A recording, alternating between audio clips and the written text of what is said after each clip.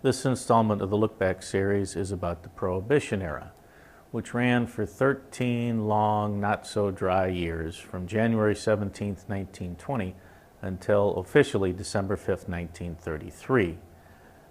Arguments against alcohol had been around for a long time, and the Dries, as they were known, finally managed to get the 18th Amendment put in the Constitution, effective 1920.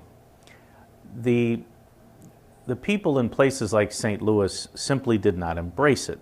There were good arguments against alcohol. There were a lot of fathers and husbands who were drunk, which made the families go live with privation. But there also was more than a tinge of antipathy for immigrants and city people and Catholics and Jews. And so in a place like St. Louis, there just really wasn't any steam for upholding the law. So what wound up happening is that the supply system went underground, and gangsters like Egan's Rats and the Cuckoos, who'd have to crack safes and each other to make a living, finally had a bonanza. And so everybody who took a drink, sold a drink, made a drink, shot someone else was equally a lawbreaker. Seen from 9 decades, we think it's kind of funny, and some of the stories are pretty humorous. But here are a few of them. In New Year's Eve 1922, the brand new Chase Hotel had a very fancy party. The management told people not to bring liquor, but you know what people did. Gus Nations, who was the enthusiastic chief dry agent in St. Louis, and a few of his officers raided the place.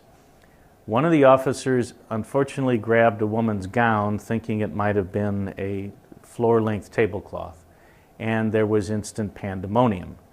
A shot was accidentally fired, 3 people were winged. Henry Priest, a former judge who'd been there and was very much against Prohibition, filed suit on behalf of one of the wounded people.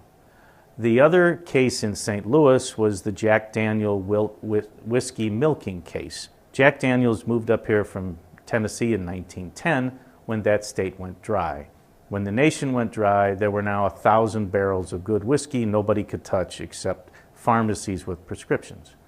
Some well-connected guys siphoned almost all of it down the alley in a hose to waiting trucks. About 10 men from St. Louis, some of them very prominent politicians, eventually were convicted and returned home on their way to federal prison heroes, and they were greeted by about 4,000 happy drinkers at Union Station. There also were the gangsters, of course. Charlie Berger had a gang in southern Illinois. They fought the Sheltons. The Sheltons had the only air raid that we know of in gangland days. They hired a Curtis Jenny pilot to fly over the Berger hideout, threw some bombs that really didn't do anything, but it all made a lot of headlines. Berger, by the way, went to the gallows for arranging a murder. In 1932, people had had enough. Roosevelt was elected. He was very decidedly wet. Congress instituted the repeal amendment, the 21st, but that would take time. So they finessed the definition of intoxication for beer, and they allowed 3.2 beer on April 7, 1933, and there was a huge party at midnight down at Anheuser-Busch when the first beer trucks rolled.